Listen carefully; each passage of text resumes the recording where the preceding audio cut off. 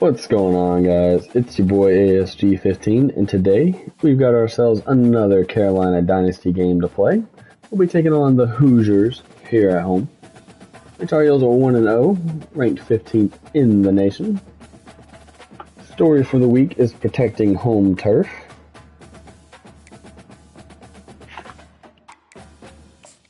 Taking a look at recruiting.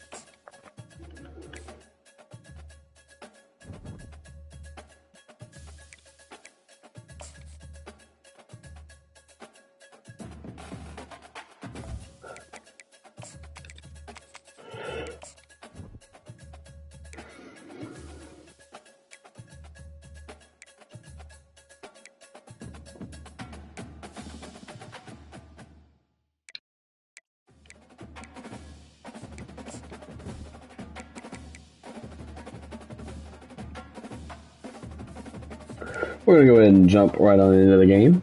And as always, let's go Heels.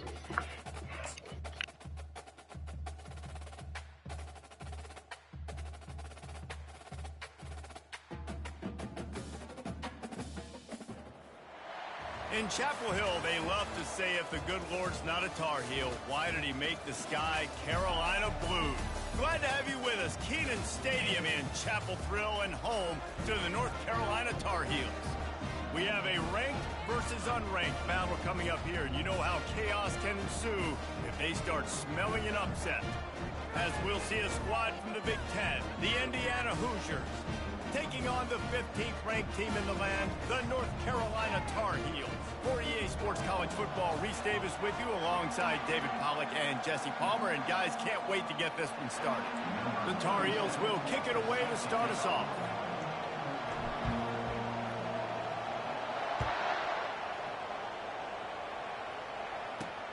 Here he comes from inside his own 5. And good work by the coverage team to get the return man down on the ground. So Indiana's return team certainly didn't do the offense any favors there. And here he is. Let me tell you about this wide receiver. He is a route-running, DB, toasting, pass-catching, touchdown-scoring, woo, son of a gun. I can't wait to see how this defense is going to try and corral this guy, because you play man-to-man, you risk him running right by you and catching the deep ball. When you play zone and you give him the opportunity to potentially make yards after the catch. You're going to have to be really careful trying to cover that dude. And he goes out of bounds after a nice pickup on that one. Opening drive of the game, and they're facing 3rd and 1. To the ground to try to move the chains. And the Hoosiers get enough to move the chains. It's a really good sign if you're on offense here. You're putting it on your offensive line on 3rd down. Critical down and distance, opening drive of the game. Let those guys fire off, get a hat on a hat. You can run the ball, pick up the first. You're around midfield. And all things looking pretty good here early for this offense. After picking up a couple at 2nd and 8.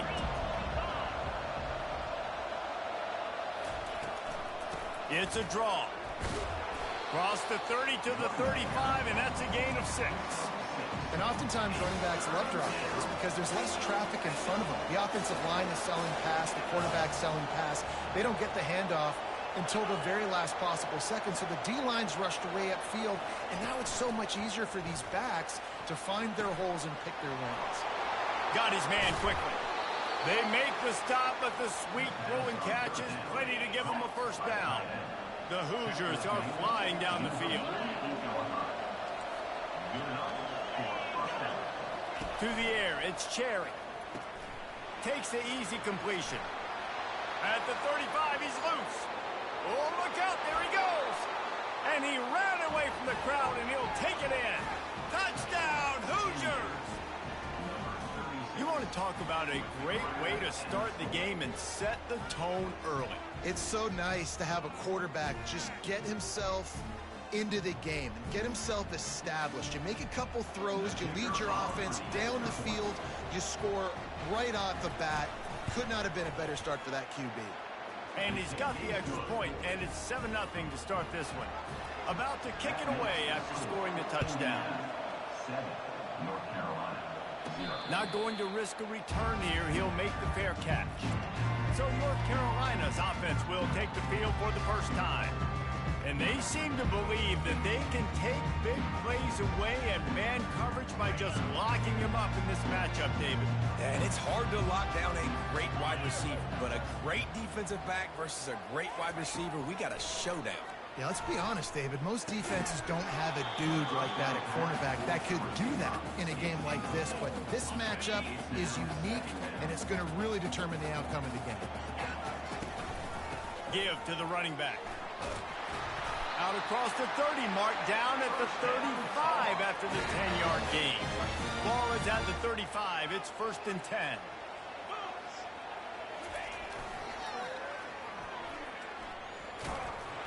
And the defense holds firm. No pickup at all on that play. They got nothing on the last play. It's 2nd and 10. From the shotgun now, here's an inside give. Good pickup there as he gets the first down, and they'll mark him at the 48.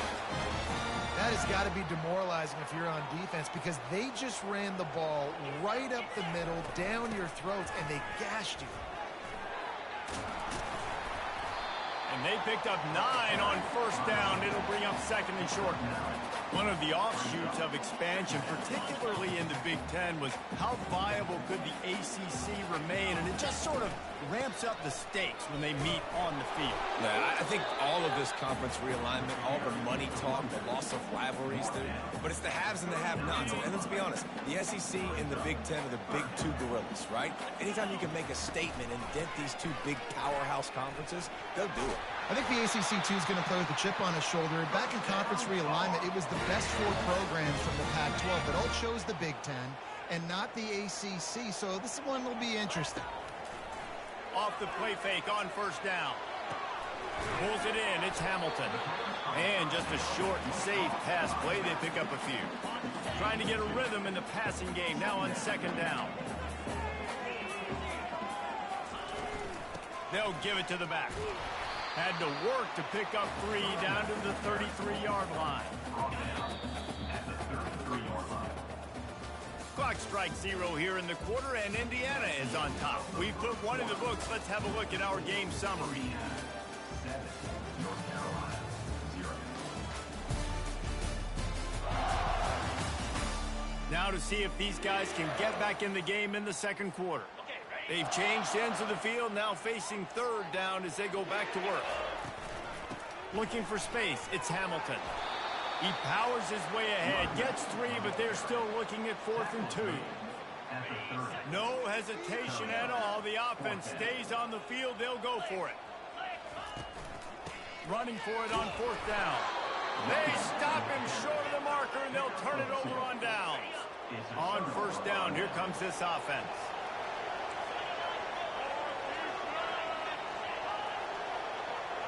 Quarterback flips it ahead quickly to the receiver.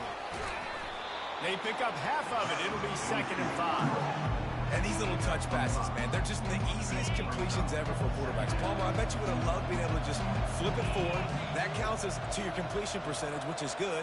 And then it's all run after the catch, so pretty easy for a QB. You wouldn't have been the only All-American in his booth, David, if I were allowed to have push passes when I was playing quarterback. I'll tell you that. It is so hard to defend. It's so hard to seal that edge, especially when this guy's full speed ahead coming around the inside. He's got it. Gets it to the 46-yard line. First down for this offense. When you're a playmaker like this guy is, your coaches are going to dial up plays intended for you, especially on third down. That's what you saw in that last play. There was no question where the quarterback was going with that football. Oh, look out! And he almost ran away from everybody on that one. A huge pickup on that play. One of the things I love about these misdirection type plays is that you can pull offensive linemen and get extra bodies at the point of attack. So you're setting yourself up with good angles if you execute it properly, David, and you saw it right there. And saying the word angles means a lot because that's exactly what you do. Now I can block down and I can leave somebody unblocked, pull around, kick him out, use misdirection in the backfield. Really just get your eyes as a defense on something else and then go the other direction. Nice misdirection play call by this offense. Can the defense stop them again on second and goal? To throw, it's Cherry. Takes the easy one to the back. And he'll haul it in and take it to the end zone. Touchdown, Indiana! And I love the bounce back for this offense. We lost a week ago. Let's put that in the rearview mirror. That game's gone. Let's improve. Let's get better. So far in this first half, they've done just that. And for a quick update, let's go to Kevin Connors in the studio. All right, guys, want to update you on a game that went final moments ago. Temple came away with the win today, but not in dominant fashion. In fact, the folks in Philly had to sweat things out for much of the second half. Certainly could have been better, but it also could have been worse. A lot to go through in the film session this week for both teams, but boy, it sure is going to be easier for the side that came away with the win. Yeah, how about that? Sounds as if they had a good ball game there. Kevin, thanks for the update. Unloads to the wideout. He's got it. He's run out of bounds, but a big play on that one, and it'll be a first down. That's what's so scary about this offense. They've got guys in the perimeter that can change. Now, we'll hang on here. The coach has called a timeout. He wants the officials to take another look. Thinks he's got a good shot at getting this one overturned. And how about the keen eyes and sharp awareness from the coach to challenge that call, and the officials agree. It'll go his way. And a nice solid pickup there before the defense wrestles him to the ground. I like this guy as a running back because he can run between the tackles and he can also go outside. He can really do it all. He'll ride his man on the option. He'll toss it. He's there to make the stop. That's a great individual play, and I love cornerbacks that don't just take pride in covering guys. I like guys that like to put their face in the fan and affect the running game. This dude is physical, and he impacts the defense because of it. And those guys are really hard to find. A lot of corners, they're smaller. They don't want any part of the physical run game. Nice job sticking his face in there, setting the edge, making the tackle. We've reached the 2-minute warning, and this thing has been one-sided, and they hope to at least have something to feel good about going into halftime. And the Tar Heels are on the move. Wants to throw on first down. Now he's going to glide away from pressure. He just wisely got rid of that one. The worst thing that can happen to you is to turn it over on first down in the red zone. Now 2nd and 10. Looking left. And that pass will be jarred loose on 2nd down. That brings up 3rd down.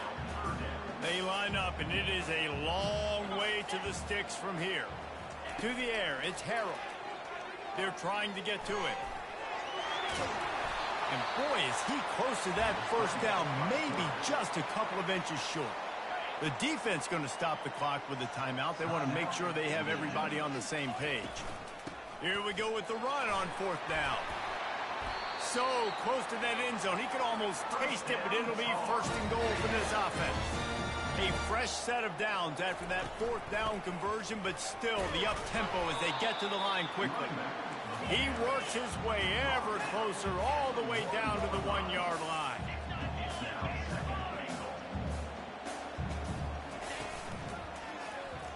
And he's sprinting. He'll take it all the way. Touchdown, UNC! And that's a nice drive, a nice physicality, punching it in with the run game. And here's the thing. I like where this offense is going. Nice job creating some momentum, going into the half, cutting down the lead. This thing could get really exciting. Nice job answering the bell right before the half. North Carolina, 7. And they thought about a return, then thought better of it. They'll bring it out to the 25. Indiana sends the offense onto the field. After standing on the sideline and watching that long touchdown drive, they really need to put something together to give their defense a rest. And that's a real thing, man. Like, you played a lot of plays, you get worn out. You need a chance to go decompress on the sideline, get some oxygen. Calmer, now it's on this offense. Yeah, this is the definition of complementary football because it's a two-pronged problem. You've got to score points and answer, but you've also got to take your time and give your defense an opportunity to get their win. Now on first down from the 43-yard line. He's looking to throw it. Lofts one high and deep. And this is dropped. Incomplete pass. He had a huge gain in his fingers and he couldn't hold on. Dropping back, it's Cherry. Quick completion on the out route. QB, excellent location on that throw. Out route against man coverage, you cannot miss. If you throw that behind, that might be a pick six. So nice job by the quarterback with his efforts. Just this side of midfield, the defense trying to rise up on 3rd and short from the 49. Off the play fake. And that pressure just engulfed him. A sack for this defense. We got a timeout here late in the first half, and they'll try to get more points on the board before the break. And the Hoosiers will punt it away on 4th down. Getting our first look of the afternoon at the punter. He was working his way toward midfield, but they'll stop him at the 46-yard line. The North Carolina offense returns to the field. In modern college football, Jesse, if there's time, there's an opportunity to attack. And I like them being aggressive here too, guys. Look, they practice this all week long. Now you're in that situation to go out there, have some fun, and let it fly. And defenses are taught to stay deep, play prevent in these situations. And it's picked off. Didn't let him get loose on the return, but he'll take it as they have the ball at the 47. And I tell you what, when defenses play zone, all eyes are on the quarterback. You have a zone to drop to, but you're setting on the quarterback, reading his eyes. Great job by the defense. And there was nowhere to go for this quarterback, and down he goes. The offense will quickly use a timeout. The first down sack pushes the ball back for this long 2nd down. Catch in the middle, it's Foley. They bring him down, but a solid pickup to put them in position to pick up a first down. The offense burns his 3rd and final timeout of the half. Time dwindling away as they try to put points on the board right before the half. Couldn't find a man and just had to throw it away to avoid a negative play. The Hoosiers line up to punt it away. This will be the 2nd time they've had to kick it away. Great contact on that ball as it just hangs up in the sky.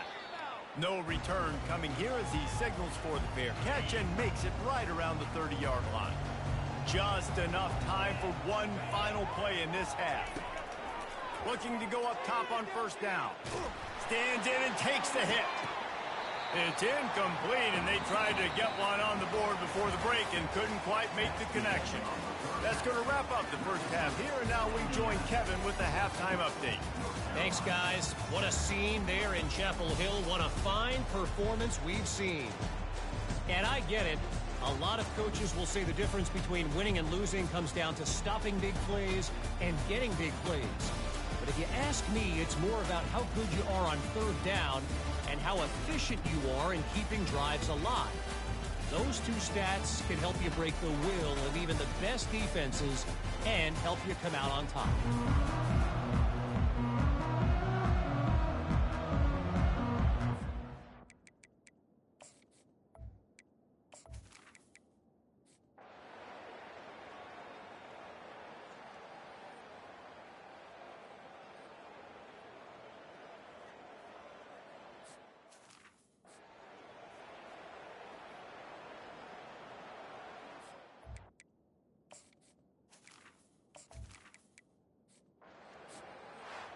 You know, there's no real reason to panic, but if you think about it, when does panicking ever really help? But certainly this was a bitterly disappointing outcome. And you can look at a lot of different statistics, and I know we tend to overcomplicate college football these days, but guys, at the end of the day, it comes down to two very simple things. You can't turn the ball over, and you can't have penalties. You do those things, David, and it'll beat you every time. That's the difference between winning and losing. It's the small things, but find those things that you need to improve on, keep working on them, keep developing. Those things you do well, let's do those. Let's do more of those things more consistent. That's going to do it for us from here. For Jesse Palmer, David Pollack, I'm Reese Davis. And that'll do it for today's game. The Tar Heels fall 27-21.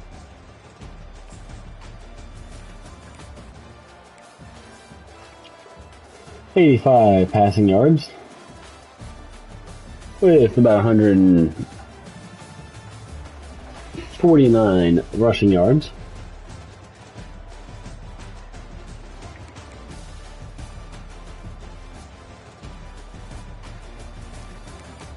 Your Tar Heels will fall to 1-1.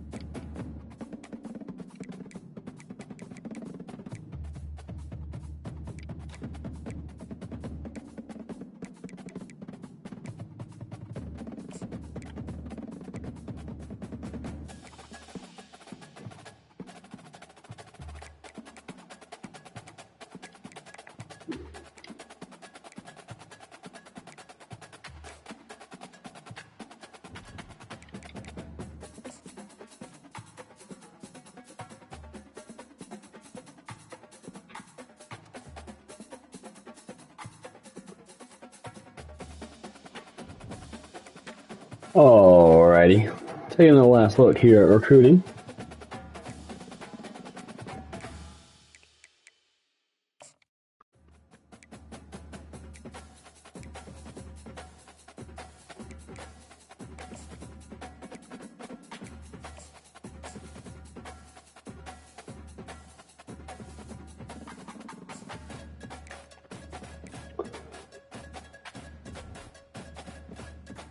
Alrighty guys, that'll do it for today's episode. Next week we'll be taking on Duke. And as always, let's go Heels.